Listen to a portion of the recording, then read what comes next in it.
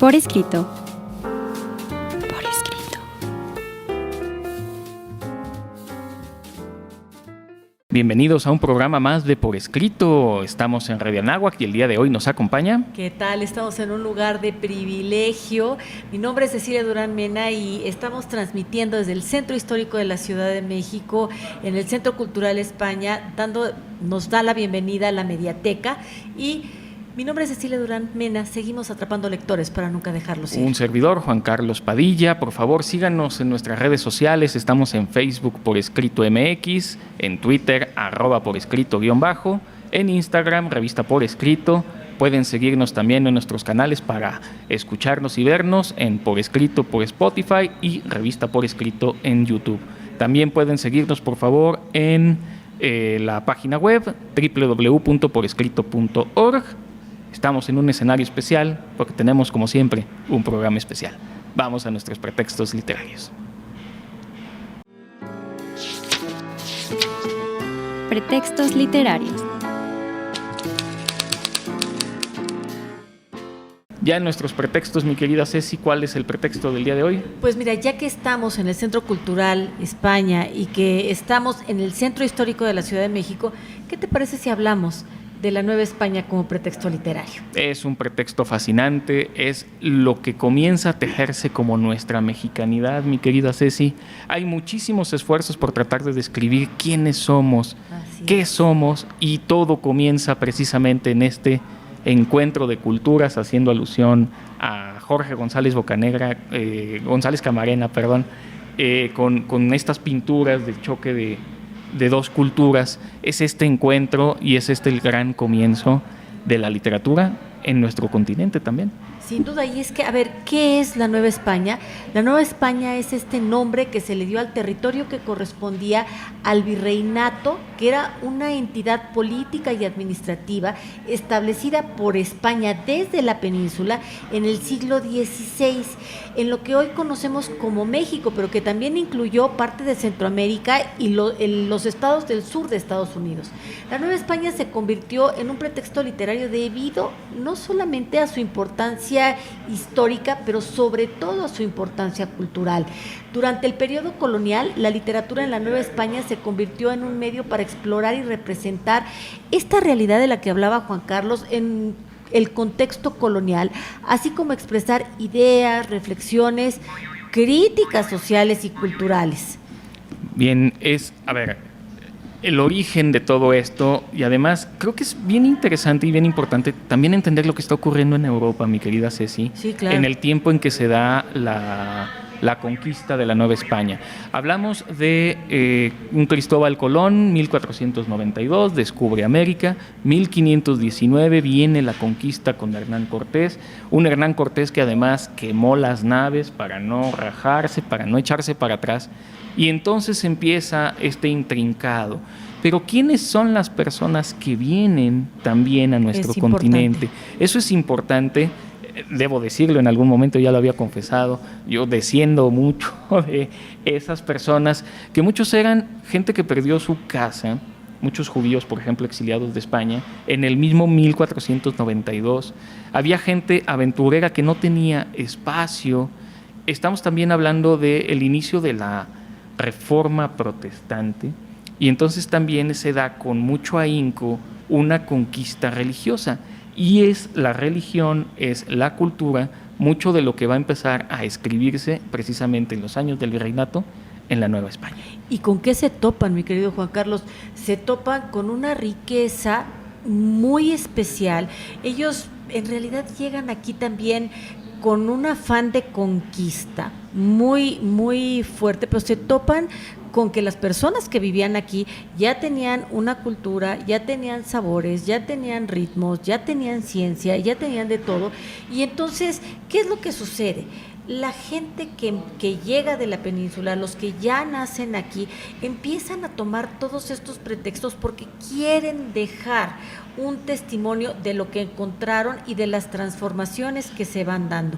Si nosotros vemos lo que tenemos en la parte de atrás, se van a dar cuenta cómo la colonia está tan presente en el corazón de lo que es el centro histórico. A mi espalda, lo que ustedes ven es la capital metropolitana, la catedral metropolitana. Estamos viendo la linterna de la catedral, y es que a partir de la conquista, la evangelización, la mezcla de las culturas nos empieza a dar identidad y la vida en la cotidianidad en la colonia, y a través de la literatura estamos reflexionando sobre esta condición humana, de cómo se transmitieron los conocimientos, de cómo se preservaron las tradiciones, de cómo se mezclaron con las lenguas indígenas. En fin, creo que esta época virreinal es una época muy importante para nosotros. Hay muchas cosas que tenemos o tendríamos o podríamos analizar. A ver, llegan los españoles y también la primera crónica de las cosas que ocurren aquí, este primer encuentro de culturas. Hablamos de la historia verdadera de la conquista de la Nueva España, escrita por Bernal Díaz del Castillo, que es considerada la obra que más fielmente puede relatar cómo es que se da la conquista. Y es aquí donde comienza todo. No será la única, yo tengo que decirlo, hay un libro que voy a recomendar también al final, está compilado por Sandra Anchondo Pavón, se llama Historia y Destino de la Filosofía Novohispana. Este libro a mí me ayudó muchísimo a entender justo este encuentro de las culturas, esta defensa de los monjes, esta evangelización forzada, y es lo que quería decir hace un momento, porque se da esta evangelización forzada porque como hay reforma protestante en Europa, entonces los que toman la bandera del cristianismo, del catolicismo concretamente, es aquí donde surge, será precisamente la corona española. Y por eso también tiene mucho sentido estar en un centro cultural España, en el centro de la Ciudad de México, haciendo la reflexión entre este encuentro de culturas. Y qué importante, mi querido Juan, porque además de todo, estamos hablando de un intercambio muy importante. Carlos I de España, V de Alemania, sí llegó a tener este imperio en el que el sol nunca se ocultaba.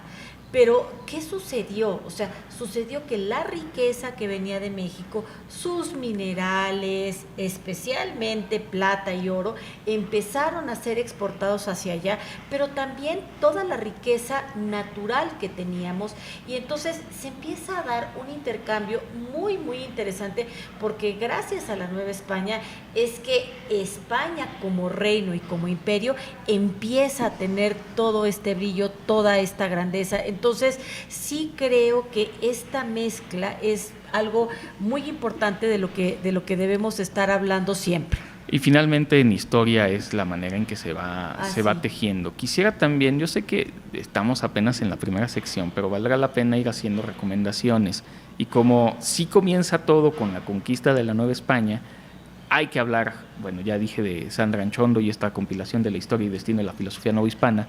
Ya hablamos también de Bernal Díaz del Castillo, pero vale la pena también señalar Fray Bernardino de Sahagún con su Huehuetlatoli, wow, sí, que es lo que significa esta palabra, es la palabra antigua, y es recoger precisamente consejos, reflexiones, enseñanzas morales que se transmitían en esta tierra.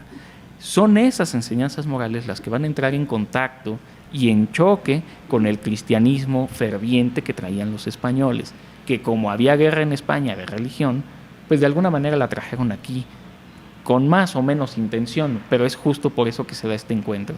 Y lo poquito que se conserva de la manera en que se percibía el mundo, de la manera en que se pensaba el mundo en México, que no está escrito en otro idioma, sino que está escrito en español, que está interpretado por los españoles, es este trabajo de Fray Bernardino de Sahagún, el Huehuetlatoli.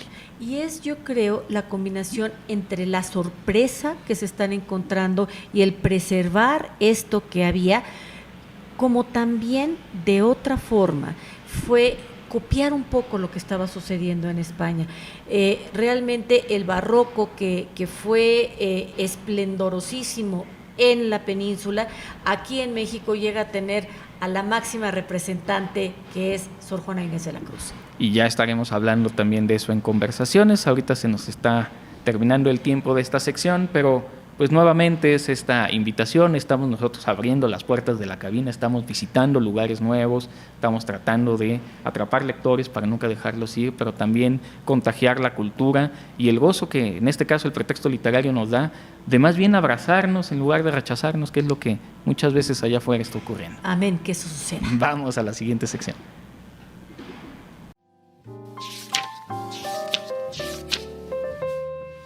Lo desconocido. Las castas en la Nueva España. A ver, una forma de entender el presente es sin duda revisar el pasado. Y claro que los dichos son sabidurías populares. Y este dicho que dice que todos somos del mismo barro, pero no es lo mismo bacín que jarro, en la Nueva España estaba muy estigmatizado, muy bien colocado. Y es que el sistema de castas clasificaba a la población colonial en diversas categorías según su origen racial y su origen étnico.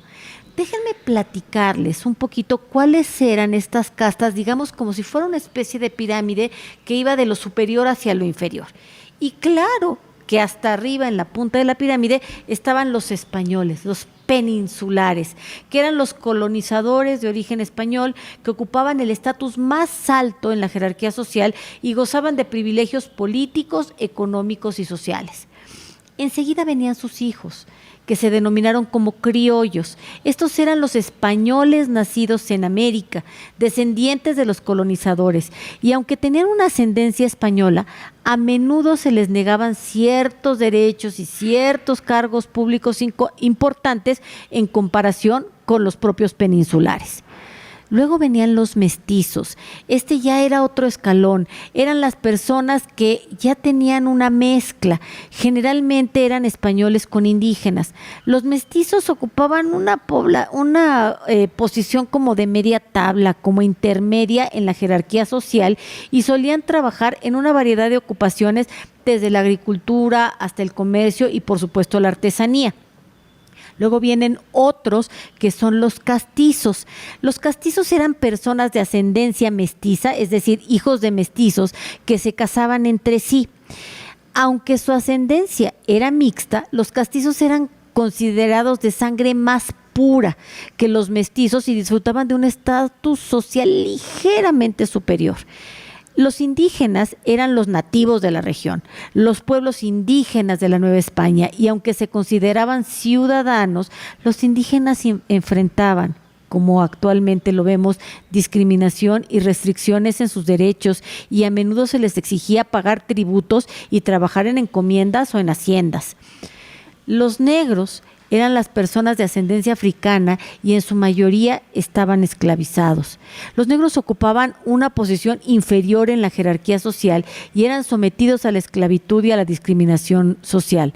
Además de las principales categorías, el sistema de castas también incluía otras clasificaciones que surgían de las diferentes mezclas entre todos estos grupos étnicos, como mulatos, que eran descendientes de africanos y españoles, o como zambos, que eran descendientes de africanos e indígenas. Aquí lo importante era tener en cuenta que este sistema de castas no era estático y que en la medida en la que la población se iba mezclando, aquí para ellos lo importante era la pureza de la sangre. Mientras más mezclas se dieran, más impuras se creía que era la sangre, y en este sentido la impureza o la pureza generaban nuevas categorías y generaban nuevas dinámicas sociales cada vez más complejas. La mezcla racial y étnica en la Nueva España desafió la rigidez del sistema de castas y generó una diversidad de identidades y de experiencias en la sociedad colonial. Las castas en la Nueva España no son solo un sistema de jerarquía social, también lo fueron económica y política que imperó en el continente americano durante esta colonización europea en el siglo XV y que perduró oficialmente hasta el siglo XVIII. Sin embargo, seguimos viendo sus vestigios y seguimos padeciendo sus frutos hasta la fecha. Claro que podríamos encontrar 19, fíjense bien, 19 grupos sociales. Ya dije, criollos, hijos ascendentes de los peninsulares, mestizos, europeo con mujer indígena, mulato, hombre blanco europeo y mujer negra, castizo, hombre mestizo y mujer europea, sambo, jarocho, que era un hombre negro y una mujer indígena, sambo prieto, hombre negro y mujer samba, morisco, hombre europeo con mulata, chino, hombre mulato y mujer indígena, saltapatrás, hombre albino con mujer europea, lobo, hombre saltapatrás con mujer mulata, jíbaro, hombre lobo con mujer china. En fin, así podemos ir mencionando cada una de estas clases sociales, de estas castas que de repente hacían muy difícil que una persona se pudiera ir superando, pero que también le dieron mucha riqueza y también identidad a la Nueva España.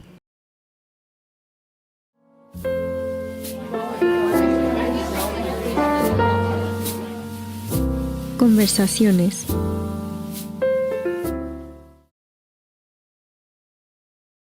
Hemos llegado ya a nuestras conversaciones, mi querida Ceci. ¿Cómo te gustaría comenzar la conversación? Fíjate que a mí me gustaría comenzar con un tema que generalmente se ignora y es el papel de la mujer dentro de la colonia. ¿Cuál fue el papel de las virreinas en aquel tiempo y qué papel tuvieron en la Nueva España? Y fíjate que algunos podrían decir, bueno, eran las esposas de los virreyes. Sí, evidentemente, pero muchas virreinas, gracias a la proximidad que tuvieron, fíjate que con dos factores, uno, con el arte y dos, con los conventos, se pudo dar una riqueza cultural muy especial. Y me refiero, por ejemplo, al mejor ejemplo que podemos dar, que es el ejemplo de Sor Juana Inés de la Cruz. Hay un libro maravilloso que es Las Virreinas, Mujeres y Poder en la Nueva España de los siglos XVI y XVII, de Daniela Parto Ortelles. Es la historiografía tradicional las que nos diría que si efectivamente estas mujeres no tenían responsabilidades en el gobierno, la verdad es que la intuición de estas virreinas hizo que floreciera muchísima de la riqueza cultural que tenemos hoy como identidad mexicana. Y valdría la pena efectivamente revisar el libro porque la gente habla del virrey, pero nadie habla de la virreina. Sí. Y en este programa que nos gusta hablar de las mujeres y darle un lugar preponderante a las mujeres, es muy recomendable este libro. Vamos a hablar ahora de otro libro que está muy extraño, Sergei Gruzinski, de Conversaciones con un mestizo de la Nueva España, donde lo que se da es una situación curiosa. ¿Cómo era la gente mestiza en la Nueva España? ¿Cómo se va construyendo la personalidad del mestizo en la Nueva España? Y eso es lo que va a tratar de hacer el autor Gruzinski con un personaje ficticio que se llamará Muñoz Camargo. Pero es justo él quien va a cargar con todas estas características que tendría el mestizo de la Nueva España y que podríamos ir como caracterizando como el mexicano que va naciendo, porque es finalmente lo que va ocurriendo. Todas estas descripciones se van dando en conversaciones, insisto, ficticias, en un descubrimiento también de la descripción de la provincia de Tlaxcala, no única y exclusivamente en la Ciudad de México, porque la Ciudad de México va a agarrar ciertas características, pero el resto de la República va a ir tomando las suyas. Y fíjate, Juan, que es bien importante entender también que durante el virreinato hubo mucha movilización. A ver, se llega de Veracruz a la Ciudad de México y de la Ciudad de México, bueno, de la gran Tenochtitlan, van a empezar a migrar hacia el norte, hacia el sur, hacia el este, hacia el oeste. Y yo quisiera recomendar un libro, Los bárbaros, el rey, la iglesia, los nómadas del noreste novohispano frente al Estado español. Este es un excelente libro de Juan Manuel Valdés, que reconstruye la historia colonial de estas comunidades nómadas del norte de México que hoy se encuentran en el olvido. Por eso es tan importante rescatarlos, sus relaciones, sus alianzas con los poderes estatales y eclesiásticos que se fueron configurando, y aunque actualmente se encuentran extintas, han dejado testigos que permanecen en el presente. Este libro propone una visión documental en la medida que los españoles fueron llegando a ver a estos extintos indígenas del noreste de la Nueva España y de esta era colonial entre el siglo XVI y el siglo XVII. Es un título distinto de la historia de América. Necesitamos además estos títulos que yo sé que suenan como muy largos, claro, quizás son un poco más de estudio, pero vale de verdad la pena acercarnos a esto. Lo que sigue es grandioso. Padrísimo. El mosqueador añadido, con un facsimilar de un manuscrito desconocido de Antonio de Paz y Salgado. Es un libro extraordinario porque propiamente mexicano no es, aunque sí lo es por virreinato. Hay que recordar que cuando se dio la independencia de México, originalmente los territorios de El Salvador, Guatemala y Honduras también pertenecieron a ese territorio mexicano, que inmediatamente se iban a separar, iban a decir nosotros no vamos con ustedes. Pero este Antonio Paz y Salgado, que no se sabe mucho sobre él, nació en Tegucigalpa, estudió en la Universidad de San Carlos de Guatemala y elabora una forma sutil e irónica. A mí me hizo recordar cuando leía el guión a Voltaire, porque es como esta finura muy propiamente mexicana, virreinal, en la que va a haber una tradición satírica.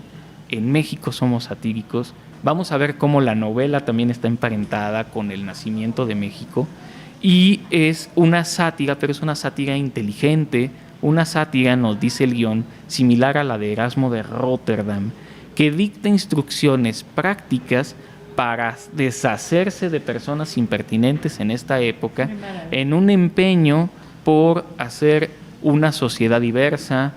Hace una mordaz crítica al género humano, este género humano que, insisto, está naciendo, porque América se veía como la esperanza de un nuevo mundo, así le llamaban, el nuevo mundo, para ser mejores, y sin embargo ya estábamos ironizando sobre ello. No hay que perdernos la oportunidad de leer El mosqueador añadido de Antonio de Paz y Salgado. Titulazo, además. Yo quisiera recomendarles el caso Beben, Persecución inquisitorial del libro en la Nueva España. Nada más el título es una súper provocación. Es un estudio que va de 1771 a 1880 de Marcelino Trigueros Martínez. Fíjense bien, el caso Beben habla de esta persecución que hizo el Santo Oficio del libro en la Nueva España. Y entonces va a recorrer un largo proceso abierto del Santo Oficio de México a un militar ilustrado, de origen francés, un intelectual, diríamos el día de hoy, cuya práctica no se correspondía con el ejercicio castrense, pues promovía entre las élites novohispanas una especie de sociabilidad que en las postrimerías del siglo XVIII acabaría teniendo una incidencia política en el inminente proceso de independencia. En paralelo, este coronel perverso para el poder político y religioso, participó en los circuitos de difusión impresa de la Ilustración. En una época de efervescencia cultural, de transformaciones sociales en la Nueva España, ni los espacios clandestinos que frecuentó, ni su riquísima biblioteca podían permanecer más tiempo ignorados por la crítica. Toda vez que Beben en su entorno, habría este camino hacia un estado nuevo próximo a nacer, que sería lo que hoy conocemos como México. Vamos a platicar ahora de otro libro que llama mucho la atención, mi querida Ceci, porque se habla mucho del mestizaje, se habla mucho de los indígenas, pero poco se habla de los negros que hubo en México. A ver, creo que esto es importante revisarlo. Justo porque los españoles no permitían, al menos oficialmente, la esclavitud en América, es que hubo muy poco tráfico de esclavos en México, pero sí hubo un poco de esto, específicamente en Veracruz. Por eso es que la gente de Veracruz suele ser más tostada, diríamos nosotros. Ahí hay una mezcla más con los negros que venían, sí, esclavos africanos. El libro se llama Resistencia de los negros en el Virreinato de México entre el siglo XVI y el siglo XVIII, de Jean-Pierre Trudeau, y nos habla de diferentes personajes que son muy poco conocidos. Entre los negros, esclavos o libres, personalidades fuertes como la de Juan Galindo, compañero de los conquistadores, Estebanico, uno de los primeros descubridores del norte del Virreinato, el actual sur de Estados Unidos, Gaspar Yanga, supuesto miembro de la familia de los Gabón y líder de la revuelta de esclavos de Veracruz de 1570, por no hablar del levantamiento protagonizado por la Cofradía de Negros y Mulatos en 1612.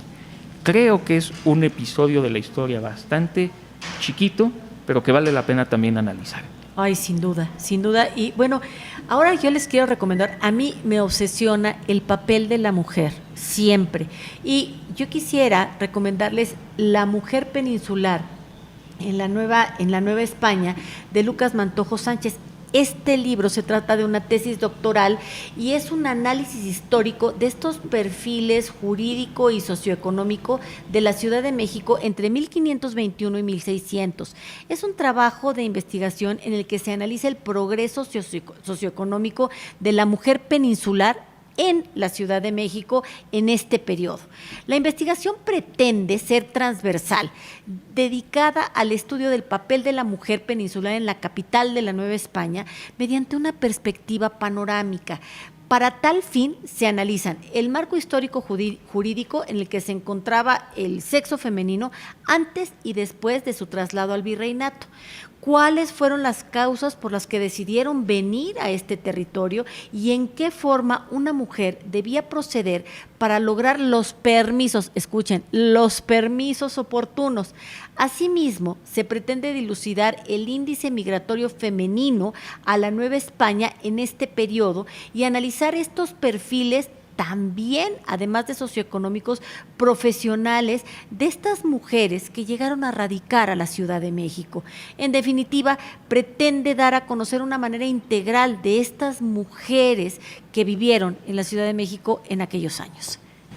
España venía de una monarquía, pero los pueblos indígenas que vinieron a conquistar tenían otras costumbres completamente diferentes. En ese sentido, vale la pena revisar el libro de José Luis de Rojas, llamado Cambiar para que yo cambie, la nobleza indígena en la Nueva España. A ver, es que había completamente formas distintas de vida, de forma de llevar la nobleza, de matrimonios que podían darse entre diferentes comunidades, y esta es la situación que hace el análisis, porque recordemos que originalmente Hernán Cortés había prohibido a los españoles hacer una conquista sangrienta. Más bien lo que se había buscado era negociar con ellos, era trabajar, comerciar con ellos, hasta que viene, por supuesto, la gran matanza viene Pánfilo de Narváez a buscar a Hernán Cortés, y viene Pedro de Alvarado a provocar una matanza completamente absurda que modificó la manera en que iba a terminar siendo la conquista de México. Pero esta situación de buscar alianzas, de entender cómo estaban ellos organizados para tratar de lograr una conquista que fuera lo menos sangrienta posible, aunque no lo crean los españoles, o algunos españoles sí lo buscaron. Sin duda, eso es verdad. Y a mí me gustaría ahora nuevamente regresar a esta parte femenina. A ver, Juan Carlos, te voy a escandalizar. Vamos a hablar de esposas, pero ¿de esposas de quién? De esposas de Cristo. ¿Quiénes son las esposas de Cristo? Ay, me están escuchando con esos campanas. Las campanas, están claro. Sonando las campanas de la catedral. ¿Quiénes son las esposas de Cristo, mi querido Juan Carlos? Pues podríamos pensar en las monjas. Las monjas, las esposas de Cristo, la vida conventual en la Nueva España de Asunción Lardín. está centrada, para variar, en esta época en donde Las Esposas de Cristo aborda la historia de las mujeres que tomaron la decisión de tomar los hábitos, de convertirse en monjas. Hoy agradezco a las campanas de la catedral que me estén acompañando con esto. Es un minucioso análisis en donde se exponen las condiciones, los votos, las jerarquías, porque, a ver, no era lo mismo ser una monja jerónima como Juana de Asbaje, como Sor Juana, que ser una monja de las que estaban en la calle de Academia, que eran unas monjas que no tenían que llegar con tanto dote. Para ser monja en la época de la colonia era un grandísimo privilegio. Entonces, no es, como dicen por ahí, todos somos del mismo barro, pero no es lo mismo bacín que jarro. Entonces, había monjas que llegaban con mucha dote, con gran privilegio, y había monjas que tenían que pedir limosna para poder conseguir su dote. Por lo tanto, todo este análisis sociocultural, socioeconómico, ¿qué le era permitido a una monja? Si podían salir del convento para visitar a sus familiares, si no necesitaban salir del convento, si tenían una vida de silencio, si tenían una vida de contemplación, en fin, y todo lo que tenía que ver con las jerarquías, las enfermedades, las reformas, la literatura, la sexualidad, que rodearon la mayor parte de la vida de estas mujeres dentro de los conventos novohispanos. A pesar, porque sí es verdad, que hubo un gran aislamiento, se muestra que las monjas nunca dejaron de formar parte de la comunidad y que se convirtieron en un aspecto fundamental de la sociedad de la Nueva España. Muchos de estos libros que ahora son impresos tuvieron, recordemos, el origen de la primera imprenta que hubo en México, la de Juan Pablo, y quería hacer alusión justo a una de las primeras obras que se imprimió ahí, que fue La brevísima relación de la destrucción de las Indias, de otro fraile, en este caso Bartolomé de las Casas, que fue indudablemente el más grande defensor de los indígenas en este encuentro de culturas. Esto fue publicado en 1542. Y hago alusión a ello porque vale la pena, sin duda, revisar estos que son clásicos. La brevísima relación de la destrucción, traía por ahí un ejemplar, pero ya no lo pude sacar. Es de verdad un librito brevísimo que vale la pena que conozcamos.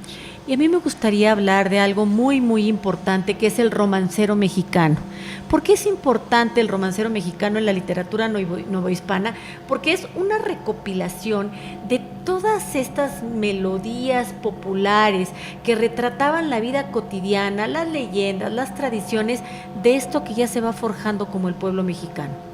El romancero mexicano, entonces, es toda Suplico esta por el amor de tradición Dios que se y de su desarrolló purísima durante la Madre, época colonial, a mis amadas y también hermanas, posteriores. las religiosas que Estos romances son y composiciones en adelante lo poéticas fuesen, muy que me breves, encomienden a Dios, que narran historias que he de amor, sido y soy la aventuras, peor que ha hazañas habido. heroicas, A todas sucesos les pido históricos, perdón por y amor de abarca Dios una y de su gran madre. gama Yo, de que he temas y sido la relatos. peor del mundo. Aunque algunos de ellos Sor están Juana Inés de basados la en Cruz. leyendas, como mitos Yo la peor, prehispánicos, está Sor la Juana historia de Inés la de la Malinche, Cruz. pero también de una figura que a mí me enloquece y me encanta, que es la figura de la Llorona.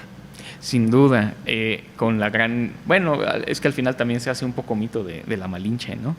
Aunque tiene una base real, y lo mismo se supone que la Llorona, solo que el nombre de la mujer detrás de la Llorona no es tan conocido. No. La novela como forma narrativa surgió en el siglo XV-XVI, y la novela de alguna manera comienza siendo satírica. Era una forma de burla y ya empezaba a hacer la conciencia social cuando comienzan las imprentas también. Hemos hablado sobre el Quijote y cómo el Quijote es de alguna manera sarcástico, irónico, picaresco, y en ese sentido es donde una de las primeras novelas picarescas que hay en México es la de José Joaquín Fernández de Lizardi, que es el Periquillo Sarmiento. Es un personaje al que por su mal aspecto se le termina llamando, porque el apellido era Sarmiento. El Periquillo Sarmiento es por justo esta crítica social que se da a esta nueva mexicanidad que está naciendo a través de la novela, que es de por sí satírica, y esta es como la sátira de la sátira, y es así como surge la novela en nuestro país.